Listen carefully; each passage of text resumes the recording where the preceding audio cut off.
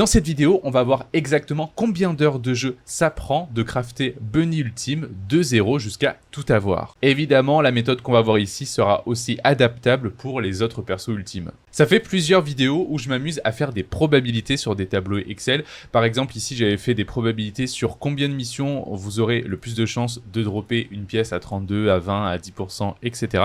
Donc, histoire d'estimer à partir de combien de missions faudrait faire pour être quasi sûr de looter. Et dans la précédente vidéo, on a vu environ combien de temps ça prenait d'aller farmer et ouvrir 5 ou 10 matériaux informes. Si vous n'avez pas vu les précédentes vidéos, c'est pas grave, vous pourrez aller les voir juste après avoir vu celle-ci. Alors, pour calculer exactement combien de temps va nous prendre de dropper Bunny Ultime, déjà, il faut comprendre combien de pièces il nous faut et à quel taux de pourcent elle drop. Dans un tableau que j'avais fait précédemment, ici, on voit que, alors, on a une première pièce, le catalyseur qui va drop à 20%, on a la cellule et le stabilisateur qui vont drop tous les deux à 10%, et ensuite le code qui va drop uniquement à 6%. Évidemment, on prend les taux de drop les plus élevés, on va pas s'amuser à aller chercher sur des matériaux qui drop que à 3%. On part du principe qu'on a un perso à peu près optimisé qui peut plus ou moins tout faire. Ce que je vous recommande fortement avant de commencer à farmer des ultimes. Donc ici, j'ai fait un tableau où on a la pièce à 20%, les deux autres pièces à 10% et le code à 6%.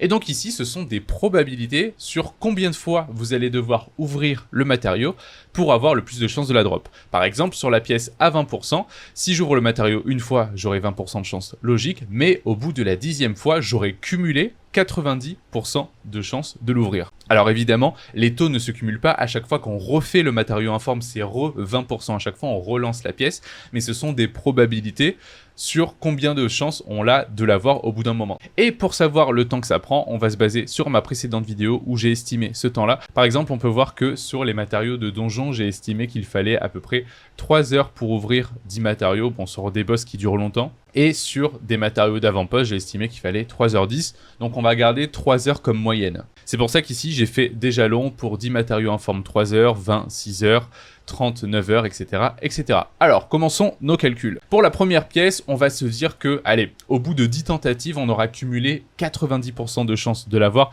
Évidemment, le temps de jeu peut varier en fonction de votre chance. Si vous avez vraiment pas de chance, peut-être que vous mettrez 2 fois plus de temps que quelqu'un qui a une chatte énorme. Mais bon, ça, que voulez-vous, c'est la vie. Donc, on va partir du principe qu'au bout de 10 tentatives, on aura cumulé 90% de chances, donc il y a de grandes chances qu'on l'ait. Donc, on va partir sur 3 heures. Pièce 1, 3 heures. Ensuite, la pièce 2, celle-là, elle drop à 10%, donc va falloir qu'on fasse un peu plus de missions, va falloir qu'on aille en chercher 20 pour cumuler 87% de chances de l'avoir, donc on va partir sur 6 heures. Pour la pièce 3, c'est la même chose, 10%, on va partir également sur 6 heures. Et pour la dernière pièce à 6%, c'est là que ça devient compliqué, va falloir aller chercher, peut-être 39 missions, pour avoir 91% de chance de l'avoir. Non, vous savez quoi, allez, on va être gentil, on va partir du principe qu'on a quand même un petit peu de chance, donc il va nous falloir que 30 missions pour avoir le code, on aura quand même 84% de chance, c'est pas rien, donc ça va nous prendre que 9 heures, allez. Et donc ici, si on calcule le total, donc 3 heures plus 6 plus 6 plus 9, ça nous fait... une erreur. Donc ici, on va calculer à la main parce qu'il considère que c'est du texte, plus 6, plus 6, plus 9. Donc ça nous fait 24 heures de jeu pour avoir les 4 pièces de Bunny Ultime. 24 heures de jeu. Et encore, alors vous allez me dire oui, mais c'est vraiment partant du principe qu'on n'a pas de chance parce qu'à chaque fois, tu as pris les probabilités les plus hautes pour être quasi sûr d'avoir la pièce. Peut-être que au lieu de faire 10 matériaux informes, là je vais pouvoir l'avoir au bout de 5 si j'ai un peu de chance, donc ça va me prendre 2 fois moins de temps, etc. Oui, mais si j'ai pris des moyennes hautes, c'est parce que je n'ai pas pris une chose en compte, c'est que il n'y a pas que les matériaux et le code à aller chercher. Et il y a aussi, vous voyez, ces matériaux-là. Alors encore ceux-là, c'est assez facile parce que ça se trouve dans des caisses de munitions dans les zones, et donc du coup ça c'est vraiment très rapide à faire. Mais il y a des matériaux comme ça, que vous allez devoir faire avec Enzo, donc vous allez devoir chercher des coffres, et pour en avoir 89, si on en loot 10 ou 15 par coffre, il me semble, bah vous allez devoir faire quand même un paquet de coffres. Puis il y a aussi ça, le biométal spécialisé. Vous avez déjà farmé ces pièces-là, parce que ça se farme dans les avant-postes également, sauf que vous en droppez 10 par avant-poste, 10 ou 15, un truc comme ça, il vous en faut 100, c'est-à-dire que vous allez le faire 10 fois l'avant-poste, etc., etc. Donc, allez farmer ces petites pièces, on dirait pas comme ça, mais ça va vous faire quand même aller à droite à gauche, et ça peut vite vous prendre 1 ou 2 heures. Donc c'est pour ça, dans le doute, j'ai préféré prendre une moyenne haute. Bien sûr, ça peut totalement fluctuer en fonction de votre chance. Donc là, on a un beau 24 heures de jeu, juste pour farm Bunny Ultime. Bunny ultime qui est quand même un ultime qui est assez haut en fait dans le taux de loot, qui est un des plus simples à farm. Parce que si très rapidement on essaye avec un légataire qui est beaucoup plus chiant à avoir. Par exemple on va prendre, allez, il y a Ajax qui est pas mal chiant à avoir parce qu'il a que des pièces à 6 et une seule à 10. Mais il y a encore pire, il y a Glé qui a uniquement des pièces à 6. On va voir combien de temps ça peut nous prendre.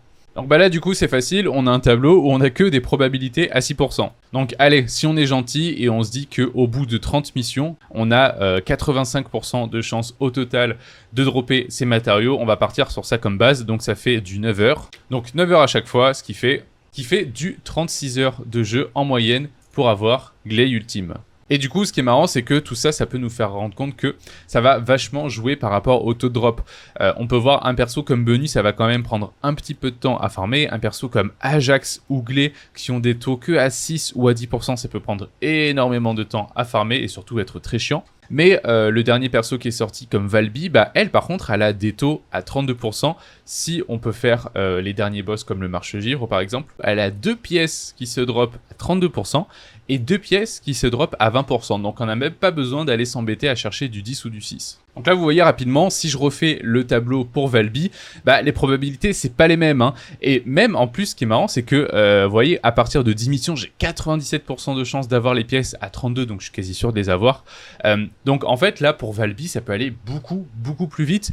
En fait généralement si on a un petit peu de chance on peut aller chercher 5 matériaux informes pour avoir 85% d'avoir les 2 pièces à 32.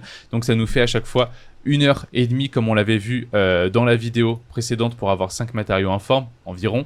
Donc ça veut dire que on n'a même pas 10 ouvertures, on en a 5. Donc ça veut dire qu'on met 1h30 et 1h30. Et allez, pour les 2 pièces à 20%, toujours si on a un peu de chance, on peut aller en chercher 5. Mais allez, pour le calcul, on va dire qu'on va aller chercher 3 heures en étant large. Donc ce qui fait que pour une Valby ultime, on va mettre 9 heures en étant large et en partant du principe qu'on n'a pas trop de chance, contre 24 heures pour une Bunny ultime. C'est quand même quasi 3 fois plus de temps quoi. Évidemment, si vous avez de la chance, vous pouvez totalement écraser ces probabilités parce que c'est vraiment que des calculs en partant du principe qu'on a toutes nos chances d'avoir nos pièces au bout de tant de missions.